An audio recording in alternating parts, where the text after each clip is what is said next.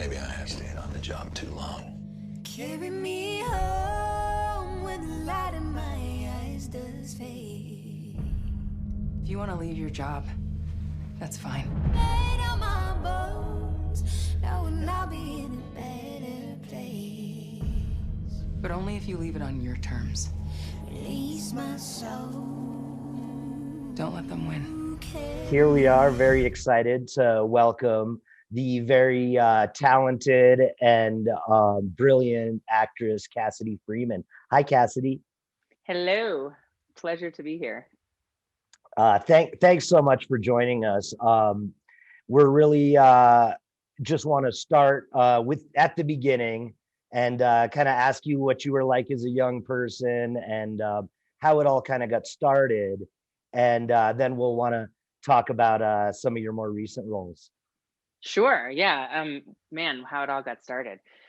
I think I was kind of a brat as a young person, to be honest with you. I'm the youngest of four and the only girl. So you can imagine how well that worked out. I was born in Chicago and raised there, although my parents had land in Montana before I was born, and we would spend summers and Christmas and basically any time that I wasn't in school, we'd be out there in the wilderness, which was really incredible.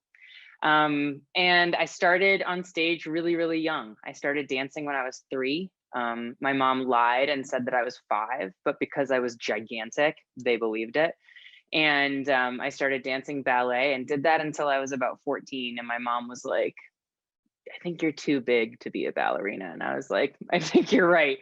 So, but the stage always felt like home to me. My dad put me in the lyric opera when I was 7. And then both of my elder brothers that are biological are both actors as well. I have an adopted older brother as well.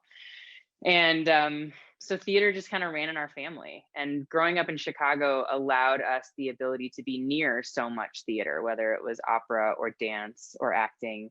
And it really exposed us to that as children. So I really just, like, any opportunity I got, I wanted to be on a stage. I never knew that I would go into film and television. That kind of happened later in life, but I just loved performing and I loved the artistry of all of it. Yeah, that's Cassidy. That's wonderful. Man, I grew up the same way in a way. Got to the theater early. My sister was a dancer and been an actor my whole life. But some of the roles you've played in television have really launched you into kind of a special place. And it's especially this new Gemstone series. It's pretty wild. I'm curious. It's such a strong subject. Did you all? I know you had choices, I suppose. So you really wanted to explore this particular series, Gemstone. Yeah, I did. You know, I do have choices more now in my career than I used to. And honestly, if I like a story, I'll do a lot of things to go be a part of it. But I think something a lot of people don't realize in film and television, at least, and also in acting in theater, depending on where you live, is that you kind of have to be willing to leave your life behind and really like commit to moving somewhere and commit to being sort of a nomad in a lot of ways. I had been offered a role right after my 6-year stint on Longmire, and I just was really tired. And the part didn't really speak to me. But the thing that really drew me to Gemstones, even though I think the subject matter is hilarious and as well as it's maybe a bit controversial, is that it was comedy. It was a totally different realm for me. I had been on television for about a decade playing pretty serious roles, or at least roles where I had to be emotional, more dramatic roles, or more serious in terms of like, being some sort of like FBI agent or Russian spy or something that required me to be physically really active, but also pretty serious. And this role was such a departure from that. And I think one of the things that that keeps an actor from sort of getting pigeonholed or seen as only one note is being able to play a lot of different types of characters. And so for me, in my personal like mental resume, playing Amber Gemstone was something so different than I'd been able to do. And I feel so lucky that it was with some pretty top-notch comedians and actors in the business. So it was sort of a no-brainer. Cassidy, for those who aren't familiar with Righteous Gemstones, maybe you can tell us the premise a little bit. Sure. Yeah. It's a pretty dark comedy about a family of religious televangelists, basically, who live on this compound and run a big megachurch. And it highlights sort of the hypocrisy of doing something for God or being part of the people, because they're a very wealthy family that have their own compound with like an amusement park and a zoo, I think. I don't even know everything that's on the compound, to be honest with you. And John Goodman is our patriarch, and he's sort of the head of the family. And then he has 3 children, all played by Danny McBride, Adam Devine, and Edie Patterson, who are all incredible comedians. And I play Danny's wife, and there's a whole cast of characters that really bring to life this family that's that should be kind of like hateable, but you actually kind of like them, and it follows them through their experience being megachurch televangelists. Yeah. Sorry, Gary. I think your character Amber, it really develops through the series. So kind of how did you kind of tune into that character? I mean, she's kind of this doting wife onto Danny McBride, who plays who you'd kind of expect Danny McBride to be, and kind of through it, she really kind of, as she develops, you really get to kind of be like, okay, what's gonna happen next? And I mean, really, by that final scene, you're kind of cheering her on. She's kind of shown a totally different side than what you see in the series. Right. Yeah. No, she does definitely have a journey throughout season 1. And something that I kind of noticed is that there are certain characters in the show that are pretty specifically, like, I don't want to say caricatures, but like they have a very a certain like personality that's put on and performed very well by the people on the show. Amber kind of comes off as like a real person. There's nothing kind of quirky about her. She gets upset. She has real feelings. But the thing you kind of learn about her as it goes, so she kind of plays not like a little bit of sort of like the straight person or the straight woman to some maybe bigger fantastical characters. But what I love about her is slowly you start to learn that she didn't come from money. That her actions throughout her life to get to where she is were quite calculated. And I think something that she really wanted was to feel secure and to know that she didn't have to scrape and scramble for life. And she did that because she's a bit of a trophy wife, and she chose wisely, and she will stand behind her partner no matter what.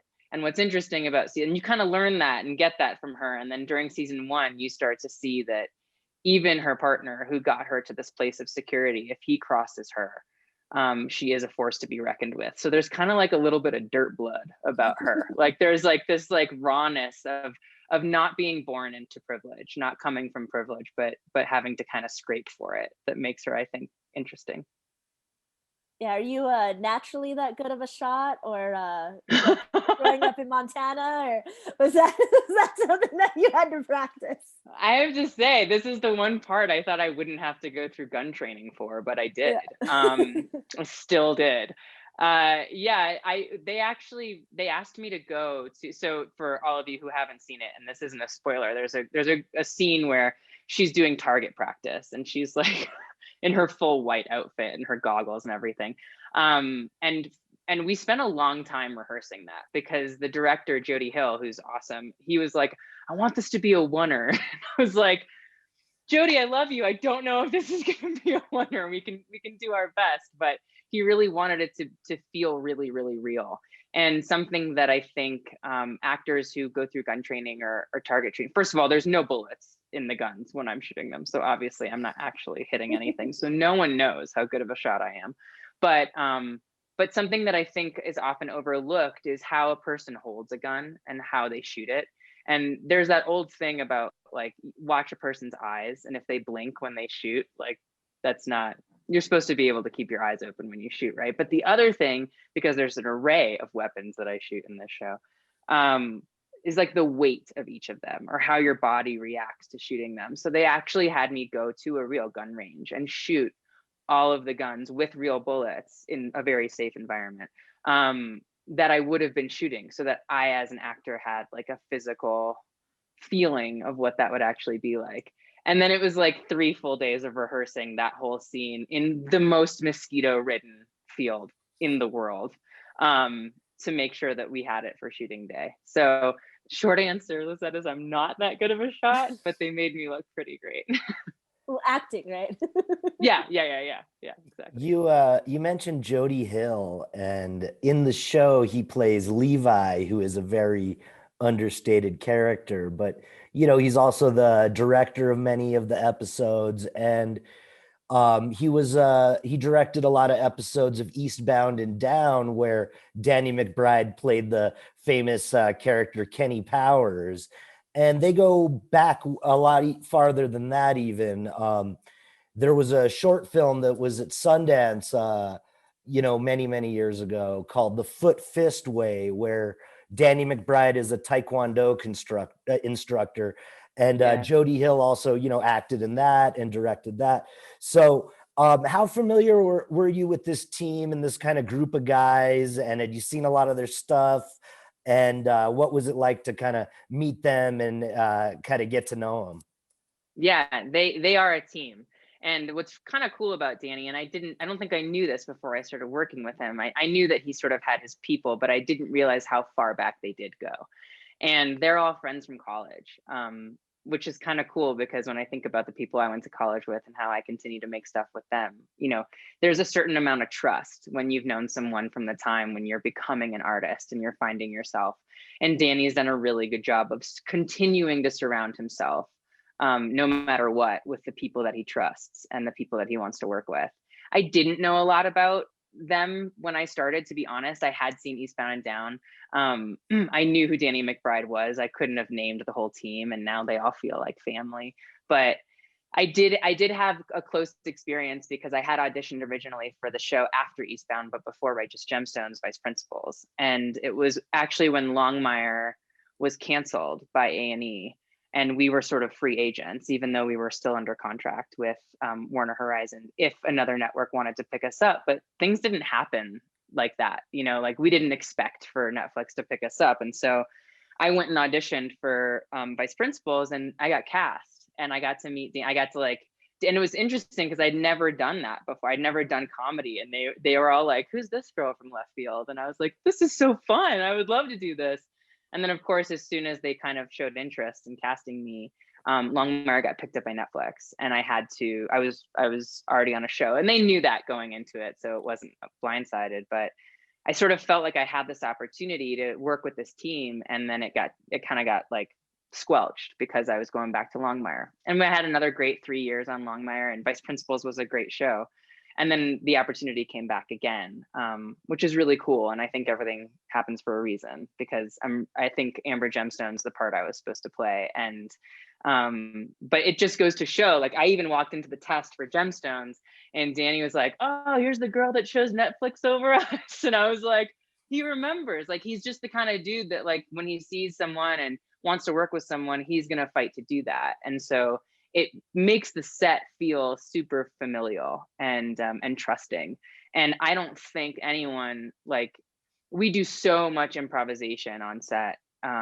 So much of this, he encourages us to say, like, the script is the script, but like, go for it. And then when you go for it, remember what you did, because if we really love it, we're going to want you to do that again. And it's such a really, for me, unique and encouraging and trusting environment to be artistic in. And Jody's awesome. And Jody's also a really great actor. And he's very humble, and he's a little shy, and he's just the sweetest dude. Yeah, Cassidy, I was really curious. It must be beautiful to shoot down in South Carolina, but the south of the U.S. has been, kind of fascinated with kind of consumer Christianity. I don't know what else to call it. I was curious if the cast ever kind of spoke about the subject itself and all of that. Yeah, this was actually something that came up a lot when we started doing press for the show in Los Angeles right before the first season came out. And I think it's totally normal to field questions about, are we trying to make fun of religion? Are we, what are our personal views? And honestly, the show is only really reflective of like the artistic creation of a handful of writers. But Danny's the showrunner, and Danny spoke out really openly about the fact that he was raised religious. He's from that area. I think he's from Virginia. And he grew up going to church, and a lot of the people on the cast did. And he made a point to say, like, he's not trying to hit religion. He's not trying to take anybody down. The part of this that fascinates him is specifically this very thin slice of religion, which is sort of like the hypocrisy and the double talking and sort of, for lack of better phrasing, and these are my words, not his, but sort of the ridiculousness of having a religion in order to make a bunch of money and then have private jets and compounds and all of those things, and how it doesn't really speak to what maybe other people think of as Christianity, which is just like helping people. It's interesting. Before we started, Danny did have individual meetings with each of the core cast members to ask us what our feelings were and to make sure that he wasn't hurting anyone's feelings, that everyone felt really safe to be who they were on set. My particular meeting, I had to inform him that I was Jewish, which he didn't know, and was surprised by. And I said, so, we're good. It's all good on my end. But I think more than what you believe or who your God is or what your higher power might be, I think the thing that's being made fun of, or the thing that's being poked at, is the fact that it's a lot of hypocrisy, and it's kind of funny if you look at it with those eyes. Yeah, I mean, the show's definitely funny. And kind of, I think one of the funny parts with your character is her outfits. And I think we talked about that a while ago when we were at Alexandria's film salon. Kind of, I was like, those outfits, I want all of them. They're amazing. You can have them. Because you kind of talk, like, we see you in these silk nightgowns, or the white outfit when you're shooting your gun, to kind of that all leopard print outfit kind of. So what were your feelings when you got a wardrobe, especially coming from Longmire, where it's real Western wear, to kind of these extravagant when I was on Longmire and did costume fittings, I was kind of like, what happens to these clothes when we're done? Like, can I take them? Because these are awesome and something I would wear. Cut to fitting for Gemstones, and our costume designer is a woman named Sarah Trost, who's really incredible. And she did a great job of sharing with each of us sort of like the concept of each character. Each of us have a gemstone that sort of represents who we are. And mine's, the diamond. It's, there's everything about Amber Gemstone is about projecting purity, projecting that perfect wife. And everything I wear is white or leopard print. A little tan in there once in a while, and everything is fit within a 1/4 inch of my body, which means I just do a lot of yoga when I'm working. But it is a pretty hilarious, some of the things that she goes to church in, I was like, I wouldn't be seen in public in this short of a skirt. But I think it just sort of speaks to the projection of who people want to be seen as, and showing up and having that sort of persona on the outside, showing money, showing wealth, showing the fact that that we have what we have, and who we are. It defines who we are. I don't think that Amber Gemstone ever goes out like in a ponytail and her pajamas. But it's fun. It's fun to wear that kind of stuff. And I will say that leopard print dress that I like shoot from the front porch, I won't say what I shoot, was actually my most comfortable outfit, because it's just all spandex. So it's really, really, really easy. I will tell you, if you want a funny story, so these clothes are not inexpensive either, because a lot of them are actually like old, beautiful clothing that we rent. This particular dress was bought, but there was one night where we're all like sitting around the table having church lunch, and I'm in this beautiful cowl-necked white dress that I don't even want to know how much this dress was, but I know that it was very expensive. And we're shooting through the night, so it's about 3:30 in the morning, and they've brought out like a snack for us because we're starving and it's the middle of the night. And the snack is pizza bites. And I grab one because I really like pizza bites. And I take a bite, and I'm talking with my co-star Edie, and I just see as I take a bite, her face was like, and I was like, what? And she was like, don't look down. And I had the back of the pizza bite had burst open, and all of this like tomato greasy cheese had dropped right into the white cowl neck of this very expensive dress. And I have to give it to our costume department, who actually got that out in under 10 minutes and put it back on me, and we continued shooting. But that's me. So now I wear a smock every time I eat. And they have that for me, which is really nice. You're like the only kind of in the show, and I know you talked a bit about this earlier, but you seem to be the only one who's kind of more like, I mean, they even set you up so that you think you're exploiting your marriage, but no, you're sitting there playing with the kids, you know. I mean, you're kind of the innocent of the whole show. It's quite fascinating that way. Thank you. I think Amber has a lot to lose.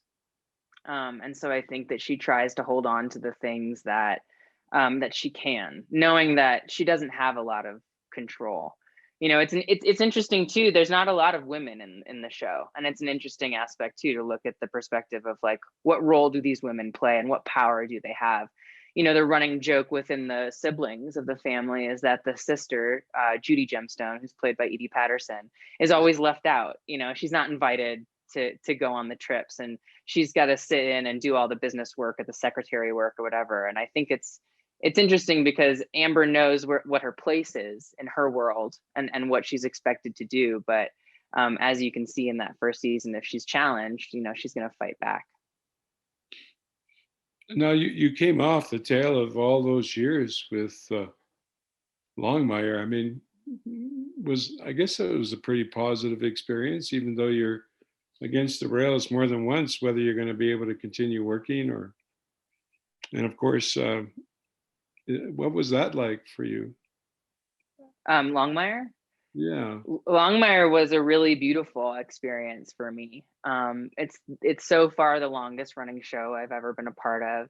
I actually started Longmire right off the heels of 3 years on a show called Smallville, which was on the CW, which was a very different show as well. You know, that's about Superman, and it's in that whole comic world, which is its own living, breathing being. And I came into that show pretty late in its 10 seasons. I only did the last 3.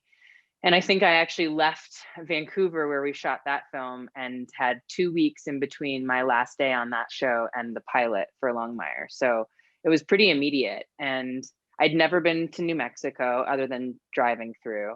I didn't know if I'd like it. And it took me about 5 days to fall in love with Santa Fe and really hope that the show did get picked up, and it did. It was a roller coaster because we didn't know. You know, we got canceled, and then we had this huge fan following, and Netflix wanted us, and it was it breathed new life into a show that I thought was already pretty great. What's interesting is that in the span of one show, we got to know what it was like to be on a network where, you know, you're at 42 minutes, and the shows are usually about the guest stars because you don't have a lot of time. And then to transition from that into being a Netflix show where they kind of said, shoot as much as you want, and the episodes can be, you know, within reason, kind of as long as you'd like them to be, as long as you can shoot it in 7 days. And it kind of changed the storytelling. And I think it broadened the perspective. It allowed the regulars on the show to have more story, to have more to do. And it was a nice shift, and it was cool to kind of see the same story be able to live in those 2 different worlds. It was a really important time for me. It was incredible. I'm really grateful for it. Can you expand on that a little bit and how it turned into a move to Santa Fe? And I know you're out having a great time here and exploring the mountains and all that. So I'd love to hear a little bit about that. Yeah, I mean, any time that you have to move to a new city because of a job, it's always a transition, and you sort of have to find your places that feel like home. This Longmire was a little different because the show I was on before was full 22 episodes. So I was spending most of the year living in Vancouver for 3 years. And coming here, it was like, you've got 3 to 4 months, try and make it home, you know, wherever you can. And you try and do things that are safe so you don't hurt yourself, because, you know, that's not a great thing if you have to be on camera. But you know, hiking here is incredible. And when it's not season, snowboarding here is like, the fact that this town has a snowboard hill, like a ski hill, like 20 minutes from town, it blows my mind. It's incredible. You guys have everything here, which is why I have moved here pretty much full time. I just fell in love with it. And when you come to a place to work and it becomes your home, you know, it's kind of meant to be. But it's one of the most incredible places, and shooting in South Carolina is really fun too. And I'm grateful for that as well. It's I don't think a lot of people get to live a lot of different places like that. Do you want to tell us a little bit more about snowboarding? Had you done it before you moved here, or did you pick it up? Sure. Snowboarding, I started skiing when I was born. My parents raised cattle outside of Livingston, Montana. My dad still lives there full time. And so I grew up snowboarding in Montana, or skiing in Montana. And then when I was about 12 years old, my parents, who were both corporate litigators, had a big case that kind of impeded us from going to Montana for Christmas for a couple of years. And I didn't ski. And when I got back, everyone was a really great skier and I was terrible. And I was like, I'm going to start snowboarding. Snowboarding was also really cool then. So I started doing that and I loved it. I went to college in Vermont and we had our own ski hill too. I went to Middlebury College and I actually graduated on a snowboard. And then working in Vancouver, you know, you've got Whistler right there. Not that I went. And like the Olympics were happening when I was living there, which was super, super cool. And then to come here and have this mountain. I think Longmire chose our start date right when the season ended for a reason, so that we weren't out there breaking our arms or, you know, getting stitches in our faces. But living here now pretty much full time, it's incredible to be able to go up to the hill. You ski Los Alamos too? I've never been up to Los Alamos. I have snowboarded in Taos and up in Pagosa a bunch, up at Wolf Creek. But never Los Alamos. I actually just heard that they even had a hill, so maybe that'll be my next adventure. Cassidy, I've just loved the show so much, and I think one of the really interesting aspects of it is how you play a straight man to Danny McBride. And there's a long history of the comedian and the straight man, you know, with Carl Reiner and Mel Brooks, and it, you know, really allows somebody to be funny when the other person it seems totally normal to them. So maybe you can let us know what that was like, or dive a little more into what being a straight man for somebody who is just so hilarious is. Yeah, that's a really great observation. You know, I love Mel Brooks. I grew up watching Blazing Saddles probably like once a week. I don't know how much that has crafted the human I've become, good or bad, but I know what you mean. And I think it's interesting because sometimes when you're in that kind of environment, i.e. an environment where you have a lot of really great actors that are great improvisers and they're all kind of going off, the best thing you can do is just stay still, you know, is to stay rooted in like who you are, who your character is, and play that straight man, woman, person. And so, with Danny, it's hard, honestly, because I want to laugh all the time. But you have to, I think the thing that we all focus on, whether or not we're being sort of a bigger character or a more straight man, is the reality of the situation, is really believing what you're saying. And I have not been trained in comedy the way that I think almost everyone else in the cast has, minus maybe John Goodman, which is funny because he's also been a comedian or been on comedic shows for so long. But he and I will sometimes sit there going like, are we the only two that aren't going off the rails right now? Which is pretty fun to be in a camp with John Goodman. But it is a nice balance. But the one thing I think is cool is that no matter if you are sort of the bigger, more hilarious character or the straight man, is like playing the truth of the moment. Trying to be funny will never be funny. And I think sometimes that balance of having that straight person versus the more like flamboyant or bigger character is what feels real. And I think also you need that straight man because that's what the audience relates to more.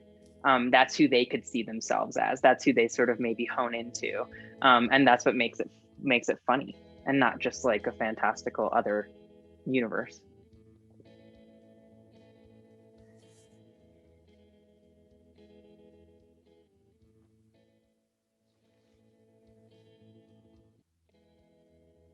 Yeah, the real Decoy is a band that was created by myself, and it really was created by my brother and his really good friend from college, Andy Mitten.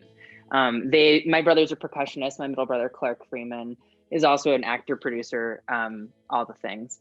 And he's an incredible drummer. And we actually grew up in our apartment in Chicago. They wouldn't allow him to set up his drum kit in our apartment because everyone would have murdered us.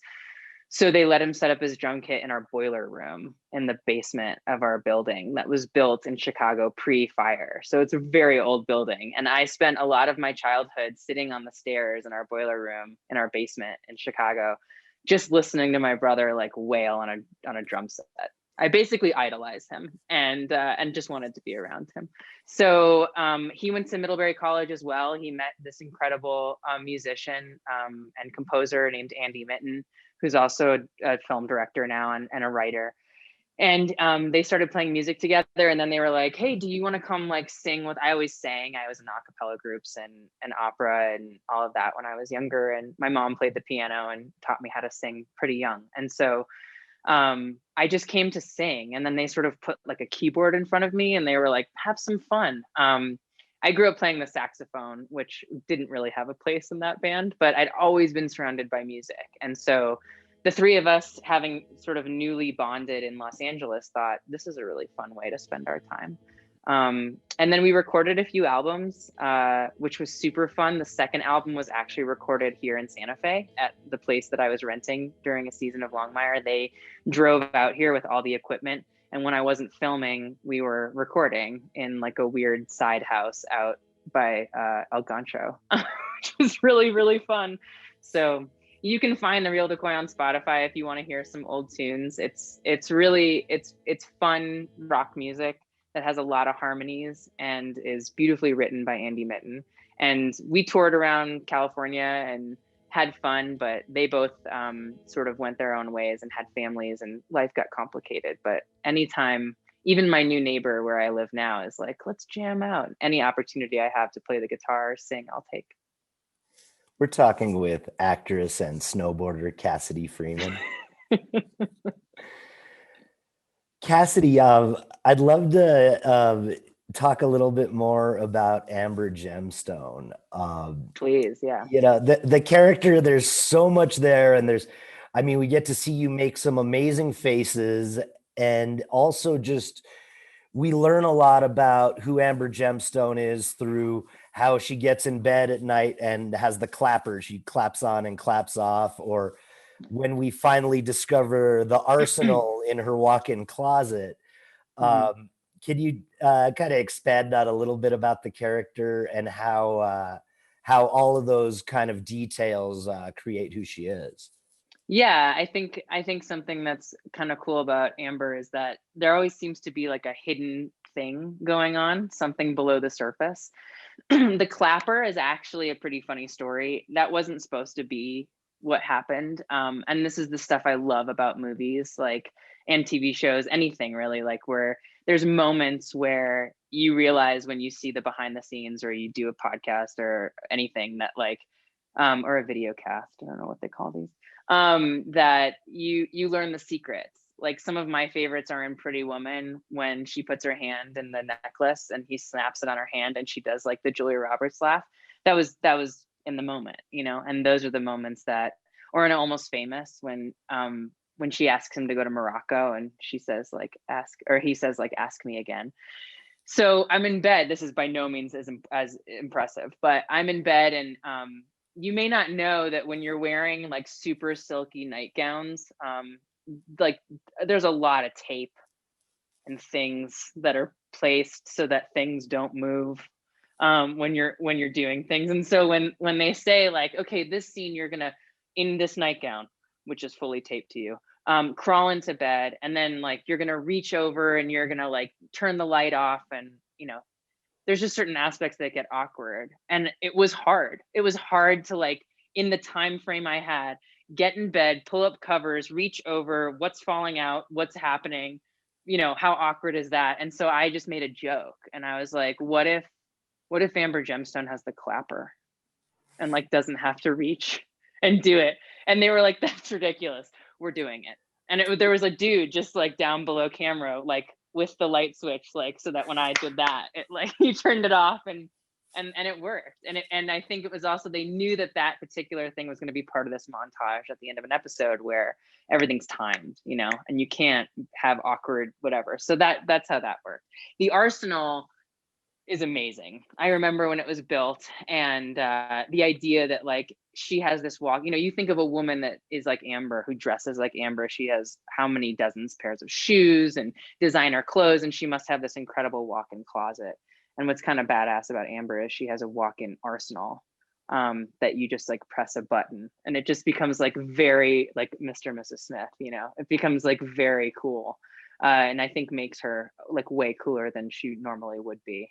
And the fact that when she opens it and Jesse, Danny's character, runs around the corner, he knows exactly where she's going. And that's the humor in it, right? That like before he even gets there, he knows and is turning around and running away. So you mentioned there's a lot of improvisation. I'm wondering about the scene where he says, I'd love to see you catch this wiener in your mouth. That kind of occurred to me was that in the script? No, absolutely not in the script. We had all this food, and we were doing this really, Amber's trying to take it really seriously. She's talking about how much she loves her son and how her son is back and that we need to give him a second chance. And, Danny feels like he needs to be kicked to the curb. And the way to break that tension in her is he just started picking up wieners and like tossing them at me and being like, catch this. I can't tell you how many hit me in the face or flew behind me. There's probably full minutes of me just like in like full Amber hair and makeup trying to catch wieners in my mouth. But that was definitely a day when we almost couldn't stop laughing. And no, none of that stuff was written.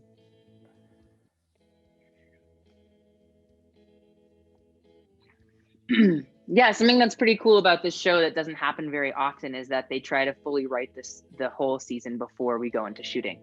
And they do that because Danny's also one of the main writers on the show. And Edie Patterson, who plays Judy Gemstone, is another writer on the show. And so they really need to have that sort of set. We also shoot quite a bit out of sequence because there are a lot of big, like the Coliseum in Charleston, where we shoot the mega church. We can't just go in there whenever we want. We have to kind of book that out. So it's easier to sort of block shoot the days that we're doing that in all the episodes within 1 week and only rent out the Coliseum for a week. And it also allows us to sort of find things and change things as they go, which is also really fun. So this season because we were just starting in a couple weeks, we just got emailed the first 7 episodes. So I have yet to delve fully into them because I'm busy packing and figuring out how to forward my mail. But it's going to be pretty good. I have an idea because we almost started last year, right? So we had a whole season 2 ready to shoot in the spring of 2020. And then I don't know if you guys were aware, but there was this pandemic that happened, and we got shut down after 2 days of shooting, and pushed a full year. So the writers actually had all of 2020 to sort of go back and tweak and change and rewrite whatever they wanted. So even though I have a gist of what might start happening this season, I'm sure there will be some surprises when I delve into those scripts. This was Film Talk Weekly. We're here with Cassidy Freeman. Thanks so much for joining us, and we'll see you all next week. Thanks for having me.